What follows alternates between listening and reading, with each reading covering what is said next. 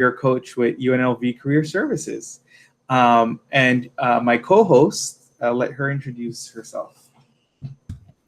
Yeah, hi everyone. My name is Cassie, of course. I am a career coach in career services. Super excited to present the content today. Hopefully it's engaging. If you have any questions, just feel free to drop those in the chat. Awesome. As you can see, there's our Twitter handles there. If you want to connect with us on Twitter, you're more than welcome to do so. So I'm going to go ahead and turn it over to Cassie, who's going to be talking about defining culture and fit. Yes, so to kick us off today, I thought it was kind of important to just describe and define what culture and fit are as it relates to sort of a professional setting, give you a definition, talk to you a little bit about why cultural fit is important, and then maybe some ways that employers are trying to get an understanding of if a candidate fits or not. And then I'll pass it over to Justin, who will talk a little bit more about how to apply this to your career journey and just some overall tips. So Justin, if you could switch to the next slide, we'll go ahead and kick things off. So what do we mean by organizational or business culture? So one definition that I found earlier was that a company's culture can be seen as the values and beliefs of the company's founders, which then kind of manifest as a collective force when it relates to the employees, interactions between management and staff, and the environment in which they work. So generally speaking, organizational or business culture is sort of top-down kind of climate and environment. So one really easy way to describe it or define it is sort of like an ecosystem, right? It's a bit like an ecosystem in the event that it involves complex networks of organisms and components, right, being the employees and the supervisors and the day-to-day activities. So in this case, it includes the humans, the technologies, the systems, the tools, and things that individuals at each organization or business needs to work. Just like individuals and individuals' personalities can change among different organizations, the organizational or business culture will be different. So business culture does vary from company to company. It's why some people fit into one set of business values in a particular working environment, but maybe not others, which is why we're talking about this today, because it's incredibly important to know if you do fit into a company's organization or business culture. Something that cultural fit is not. It seems simple, but it's really important to understand that cultural fit hiring doesn't mean recruiting people who are identical. Instead, cultural fit shouldn't be used to discriminate based on any kind of levels of diversity or anything like that. It's really just taking sort of what are the values and belief systems of a company and how does that candidate fit those expectations and values. A really great company culture will reflect a diverse workforce. So that's something to keep in mind in terms of an introduction to organizational and business culture. Justin, if you could go on to the next slide. Now we're going to talk a little bit about why cultural fit is important, right? Why are employers using this concept of cultural fit to determine if they want to bring someone in to their organization or not? Well, the first is related to staff retention. So given that we spend more than a third of our lives in the workplace, it is important that employees feel happy and connected in the place that they work. So if they don't, they have a staff retention problem on their hands usually, or at the very least, they'll encounter issues of like presenteeism or absenteeism. So, right, if an individual doesn't fit within that culture or that environment, they often are either like overly present in sort of scenarios or of course absent as well. And this negatively impacts staff retention. So cultural fit is the most important aspect of retaining employees. Employees that don't mesh well with the values of an organization typically aren't satisfied in their jobs, and they have a potential to create sort of a toxic work environment, not only for themselves, but those around them. And then they're more likely to leave. So cultural fit is going to be incredibly important for your career journey, as you know, staying at an organization or a company is really heavily reliant a lot of the time on if you fit there culturally or based on their business culture. The second is related to employee engagement. So when an employee's beliefs are in tune with those of the company that they work for, they are more likely to be committed to the company, work hard, go above and beyond, etc. Right? This is a lot of the reason why people who work in the space of like nonprofit or at an institution like UNLV, that's why you can kind of see that a lot of the time those employees are representative of the mission and values of that institution, because they really do fit the cultural values of that company. People who are in jobs that match their personality are often more competent and confident. And so this level of employee engagement is critical for business success. So if an employee fits the business culture of an organization, they're more likely to be engaged at work. Third, performance and productivity are heavily impacted by cultural fit. Companies with a strong culture and employees who believe in the goals and values of business are generally more productive. Poor culture is related to productivity drain, and there's a lot of information that you could read through about, poor workplace culture. The Culture Economy produced a really awesome survey about how performance and productivity are often very, very low at companies who have either no cultural sort of mission and values or have like a really toxic environment that employees work in. So something that you may have heard is Southwest, right? Southwest Airlines has a really amazing company culture to work for because they actually put their employees first as opposed to the customer. So in a lot of customer-based companies, usually it's customer first. But what Southwest decided to do was they put their employees first, right? What's most important to them is employee satisfaction. And then in turn, that actually improves the performance and productivity at that particular organization. And so that makes Southwest one of the best places to work, not only for it being successful, but for the employees because the culture is just so strong. A fourth thing affected by cultural fit is cohesion. So a team that works together with the same core values generally functions better, and those that are aligned with the same goals are generally going to be a lot more productive and successful and cohesive than teams with disjointed sort of priorities. Professional and personal differences are much easier to resolve in teams where employees are committed to the similar values, right? So we talked a little bit a few moments ago about how this doesn't have to do with hiring the exact same people. Instead, it's hiring people who adhere to the same sort of values and mission. And then thus, if there are issues among those team members and at that culture and environment, it's more likely to resolve or easier to resolve those when people are working in cohesion under the same and similar set of values. The last thing affected by cultural fit is, of course, communication, right? All of these above elements relate to communication in some way or another, but organizations with a strong culture are generally interested in collaborative working processes and open communication.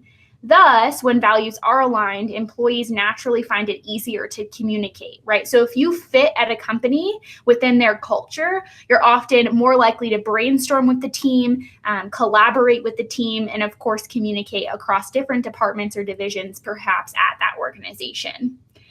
Company culture is a really powerful driver in business success. Not only is it key for the employee to be satisfied and engaged and perform and produce, but also it's really great for the overall environment. Employees, future employees like yourself who identify more with their company are generally happier, experience greater job satisfaction, and are more committed to perform and better themselves at that organization. And this is why cultural fit is so important to not only the success of an organization, but to you in the future to ensure that you stay at that organization, that you engage in the processes, that you perform and produce, that you're cohesive, and that you communicate. And then lastly, if you want to jump to the next slide, Justin, we're going to talk a little bit about how employers are determining if you fit. So these are some of the questions that you might get asked in an interview to sort of determine if you fit within their culture, right? So they may just outright ask you, what do you value most at work? So if you say, well, I value individual success and performance, being able to produce results on your own, things like that, but that institution or organization believes in teamwork and collaboration, you may not fit, right? Because you value that individual contribution versus the collaboration. So the way that you answer these questions should, of course, reflect what are your personnel values, but you want to make sure that they do adhere to those values of the company if you really want to fit at that organization. Secondly, they may say, what do you like most about working on a team? Right? So a culture that values teamwork may ask that question. They, on the other side of things, may be an organization that values individual contribution and success. They may say, what do you like most about working on your own or working in an individual or independent setting? So they're going to tailor those questions based on sort of what they're looking for out of their future staff and, of course, a future team member. Another thing they may ask you is, can you give an example of when you went out of your way to help a coworker or create a positive experience for a customer? Right? That might be a question where they want to know, how do you collaborate or how do you assist your fellow coworker? Or on the latter end of the question, they may want to know how you serve customers, right? What are your values as it relates to customer service? And does that align with the company that you're interviewing for? So kind of watch out for some of those cultural fit questions. There's an extensive list of cultural fit questions. But before I transition over to Justin, I kind of just want to talk generally about, the gaining popularity of cultural fit. Cultural fit is growing and gaining popularity in various industries, not only as a topic of conversation among HR professionals, but also as a trusted replacement for what was known as that gut feeling factor, right? So before cultural fit became really popular and really present in interviewing experiences, hiring managers and HR representatives were just sort of like, well, do I get the feeling that they would do a really good job here? Do I get the feeling that they fit on this team? Well, to replace that sort of gut feeling factor in hiring, cultural fit is highly validated. It is studied among various institutions, and it's incredibly reliable.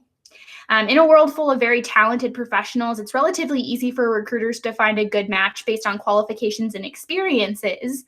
But the missing link in this process generally is that cultural fit for the company. Scientific research proves that employees who are happy and fulfilled in their workplace are not only performing better, but of course are more likely to work with an organization for a longer period of time, as I mentioned on the previous slide.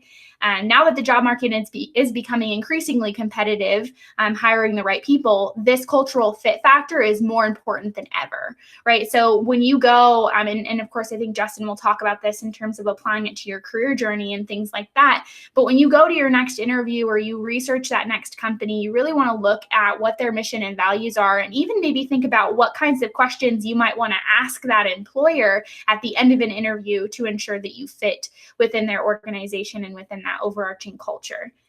So with that, hopefully it gave you a good sort of starting space as it relates to culture and fit. I'm going to pass it over to Justin, who's going to talk about how to apply this to your career journey and give you some tips for moving forward. Justin, back to you.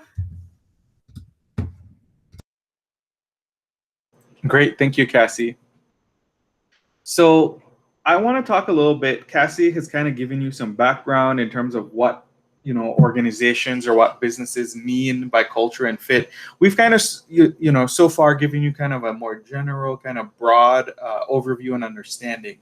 As Cassie did mention, companies tend to define this for themselves, and for many of us as individuals, as job seekers, as career professionals, we tend to define these things also for ourselves, right? And kind of what we're looking for, how we understand what our cultural values are, what our orientation or preferences are when it comes to culture. So I want to encourage you to actually kind of do more research about these different companies or different industries and fields that you're interested to kind of get a better understanding of what that culture looks like. So I'm going to take a little bit of a different shift from where we kind of started and talk a little bit about global and intercultural fluency. And so this is one of the 8 core career readiness competencies as described by NACE, which is the National Association for Colleges and Employers. So NACE kind of represents generally across the US employers and colleges. So one, people who are doing the hiring, but then also on the college side, people who are working with college students in terms of helping them get ready to enter the workforce. So they first came up with 7 career readiness competencies. This was sort of the last one that was added, not entirely sure why. But the way that they define this is somebody having the skills to be able to value, respect, and learn from diverse cultures, races, ages, genders, sexual orientations, and religion.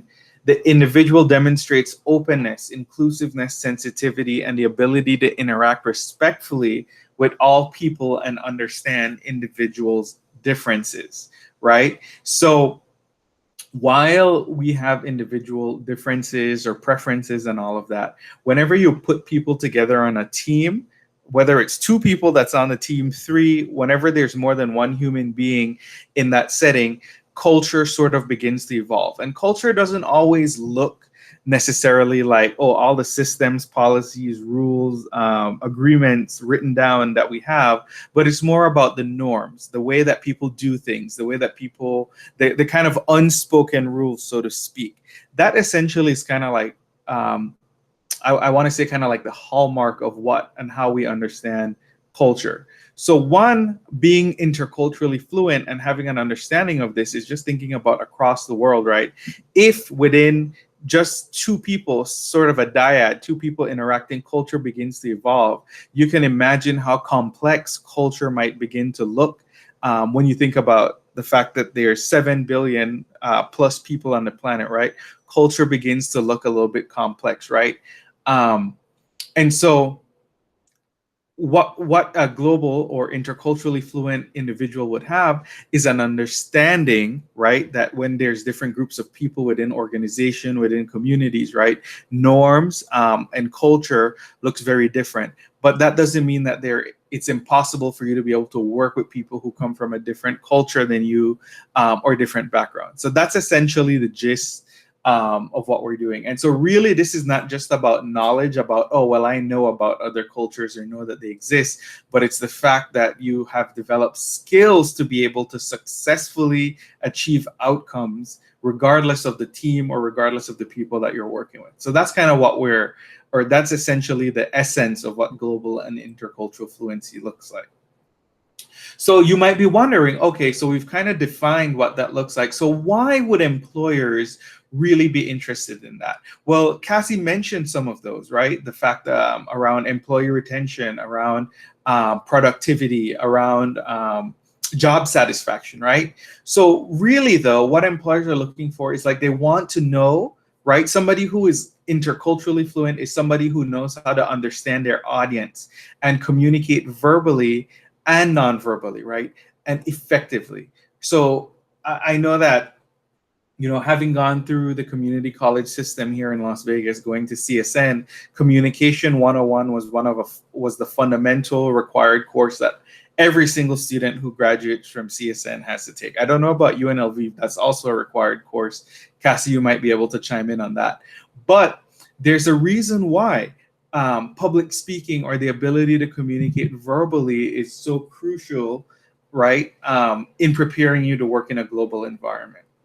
And then another piece of that is to understand a culture different from your own. You must be able to think critically. If you are working on a project, if you are joining a team, or you're starting a new job and you're trying to accomplish a mission as being part of that company, right? One, the company's culture is definitely going to be different than your own.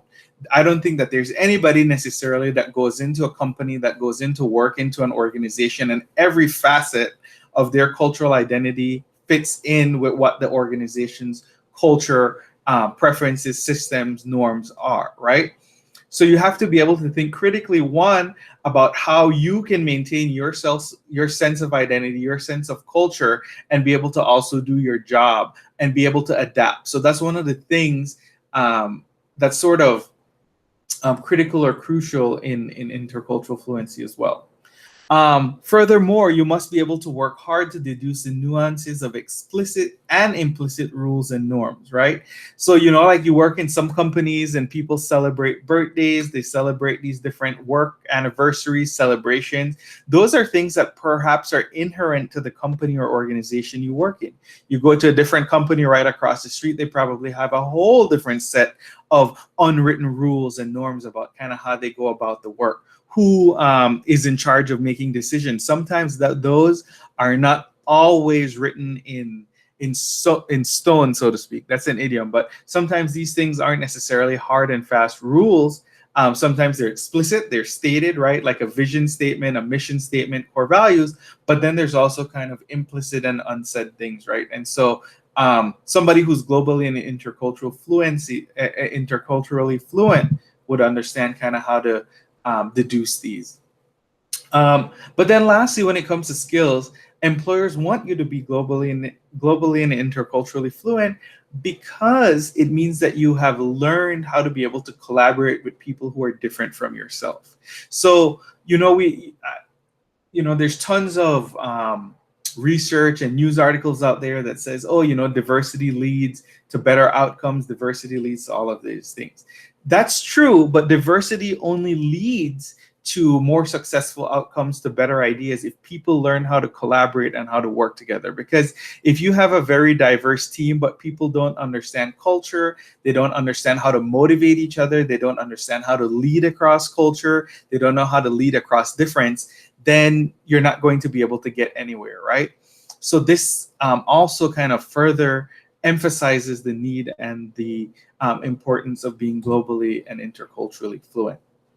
So I wanted to kind of point to some further readings that you could check out. So these are actually links. So there's one from Indeed that you could check out.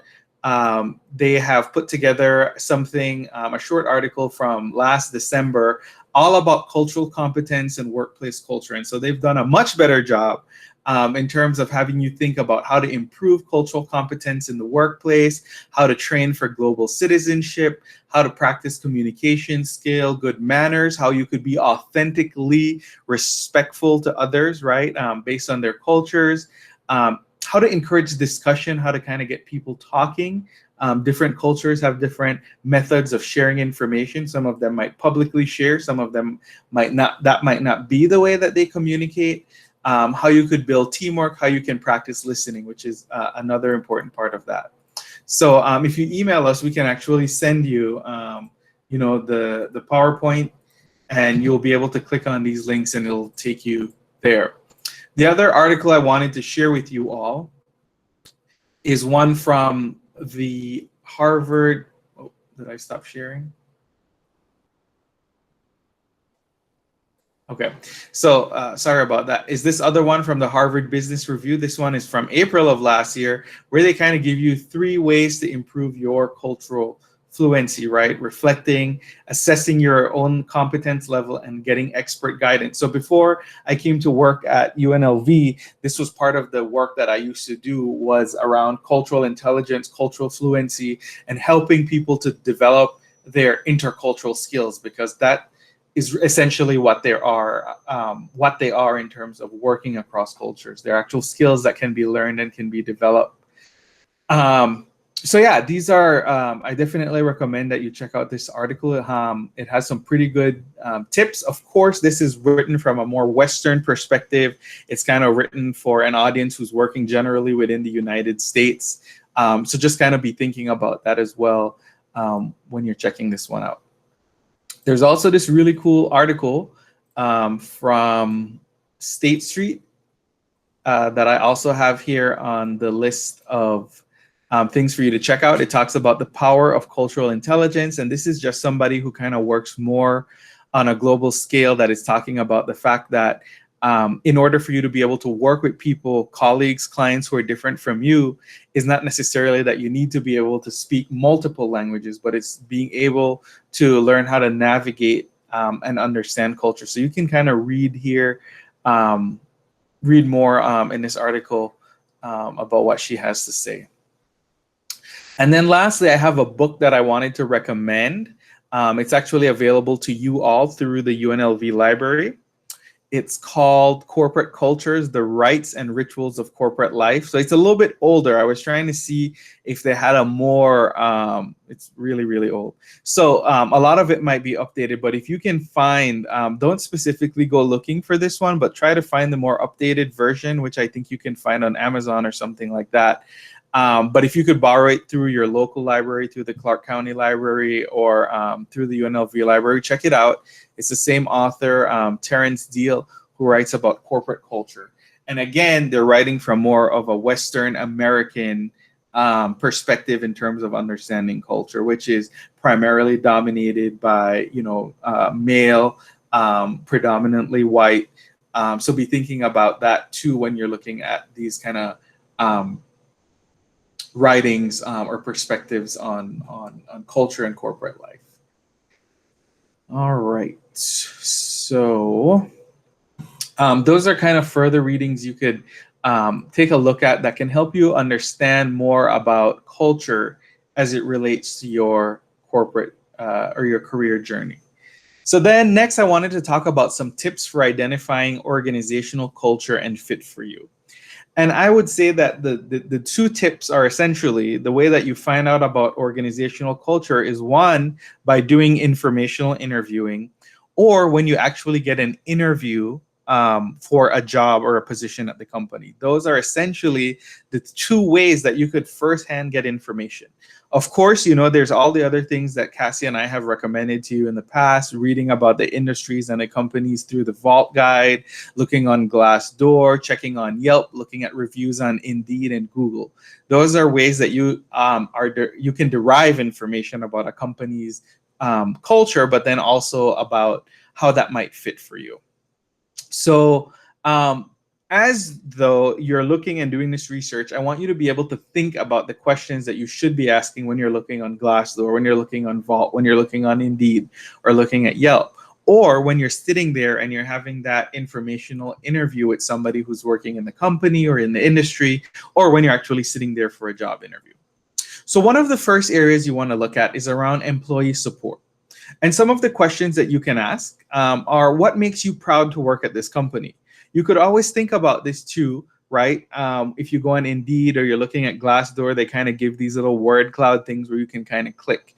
You can kind of look for the word proud and see if there are any reviews or any comments about people's pride about working at a specific company. Another question to kind of reflect and to ask is, how does the organizational support professional development and career growth, right? Who are the people that you see in management? Do you see any women? Do you see people from other underrepresented groups? Do you see people with disabilities? Do you see people of color, right? Do you see LGBT people, right? Be looking at those things, right? When you look at pictures on Instagram or other social media of who they're showing that's working at the company, right? Is there anybody that looks like you, potentially? Is there anybody who's part of the company who might be somebody from abroad, from another country outside the US, essentially, right? So that's another thing to look for. You could also ask about risk taking, because risk taking is a very cultural thing, right? Whether or not people are more willing to engage in risk or not take any risk, right? And what happens when people fail, right? So that's actually a really good question for you to ask in a job interview, right?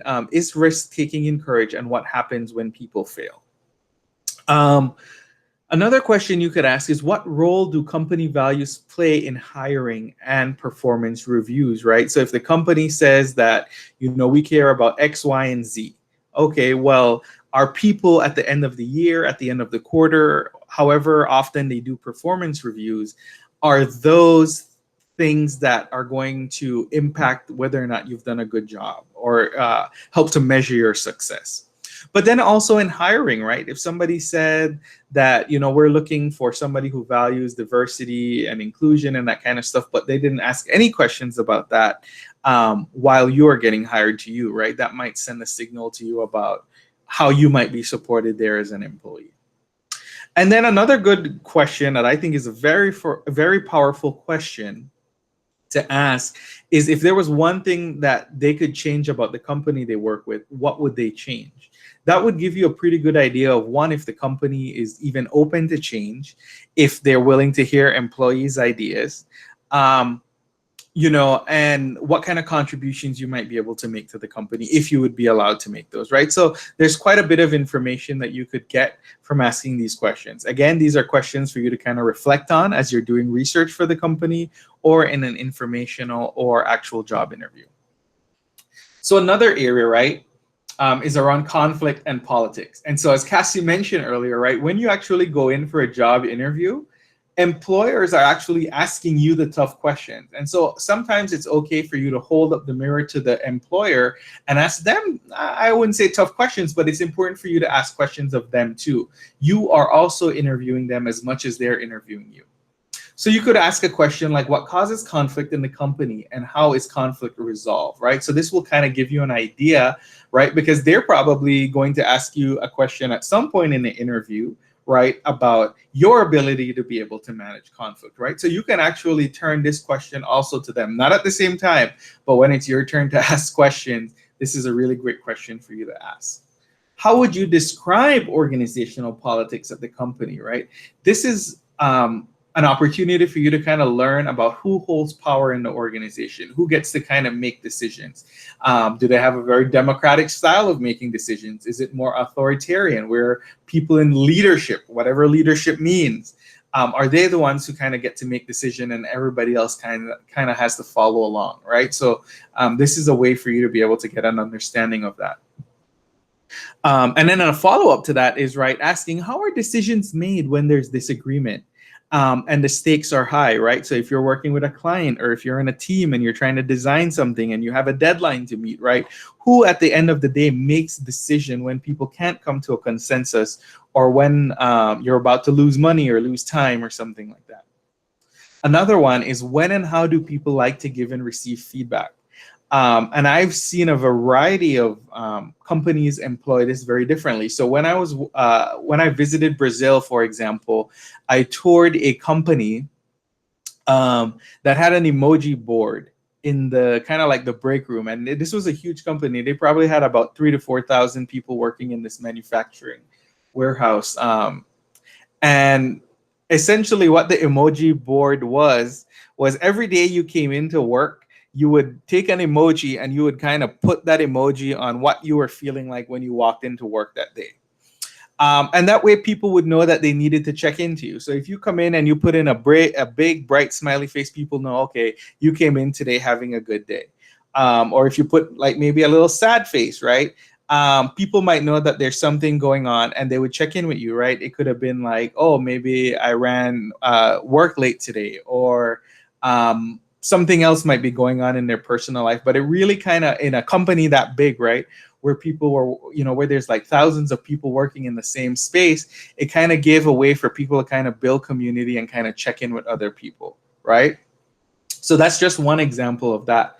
Another way that people give and receive feedback, just personally on the team that I currently work with Cassie, is, for example, like, I follow the philosophy that I would never give somebody critical feedback over email, right? I would tend to want to talk to them in person. I would use email only for information dissemination, or for giving praise. Other than that, I wouldn't want to give people like critical feedback and have them have to be able to read that. I would much rather have an interaction with them, for me, on a human level, to be able to do that. But that might not necessarily work for everybody. Some people might actually prefer to get written feedback, right? So these are all kind of things that you can think about. Politics are more about the systems that are in place, kind of how things work around here. And then, titles aside, who in the organization has the power to get things done, right? So, for example, who gets to make the decisions about budget? Who gets to decide what should be a priority in the budget?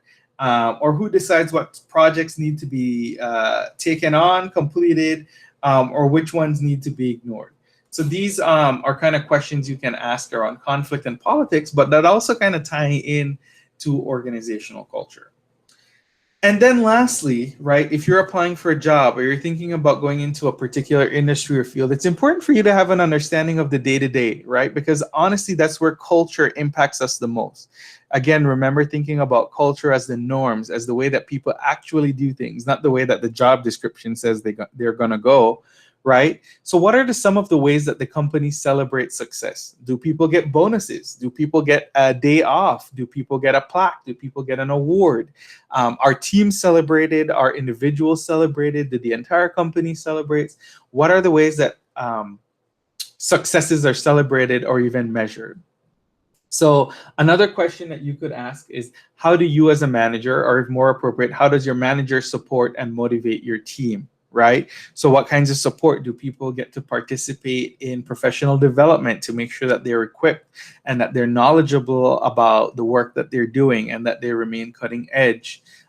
In some companies, that's important. In some, it isn't, right? So I think at the end of the day, for me, I believe, and other people might agree or disagree, but I think that having a good supervisor or a good manager makes the difference in whether or not you enjoy coming to work, enjoy the kind of work that you're doing, right? So it's important that you find out about also your manager's cultural values orientation and cultural values preferences when it comes to motivating and leading teams. You can also ask about what kind of flexible work arrangements people have, right? So some companies have very rigid work schedules where it's you have to be there from 8 to 5 every day. You can't take off early, or if you do, that's kind of looked down upon. But that's not necessarily every company. Some companies do have where they don't care when you're at work necessarily, as long as you get your job done, right? And that is part of work culture. Some of them, if you are a parent or you are caring for a parent, right? Um, because in some cultures, people do that. Families take care of, the elderly in their families, right? And you need to leave early or you need to have nursing care, that kind of stuff. It's a really good question to ask. If you need flexible work arrangements, do they offer that in a company? You can also ask too about having matching gifts programs. So this is where, for example, if you want to give to a particular cause, if your company will sponsor whatever it is that you're giving, or are they involved in the community, right? If those are things that are kind of important to you, these are kind of questions that you can ask. I would say though, if you have a specific need, let's say around the flexible work arrangements, if you need to ask about it, say for example, you need to take your kids to school on Wednesdays, if it's okay that you come in late once a week, I would save a question like this for the final interview. Okay, I wouldn't go in there during my first interview and ask this question. Wait till you become a finalist, even if it's after the interview and you are negotiating, right? And you are trying to decide whether or not you are going to take this job offer, right? You can always ask, if this, about the flexible work schedule. You definitely, depending again on the company, you don't want to go in there. I mean, you could ask it, but you don't want it to necessarily count against you. I would say when you know for sure that they're really interested in hiring you, and then sometimes, this again is not a hard or fast rule. It's all again about understanding the company industry that you're going into and understanding when it might be appropriate for you to ask that.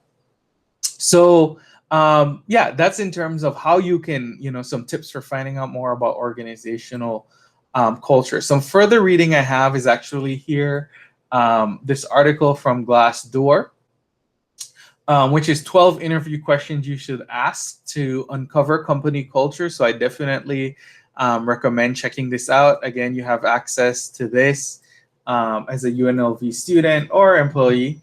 So check that out on Glassdoor. And then the other one is actually from the Balanced Careers, again, about how to answer interview questions about company culture. So one of them is about asking, the other one is about answering. So give those a look. So you have both perspectives, one as the person who's asking the questions, but then also as, somebody who might have to answer these questions. So yeah, that is what we have for you today in terms of understanding culture and fit. Are there any questions for us?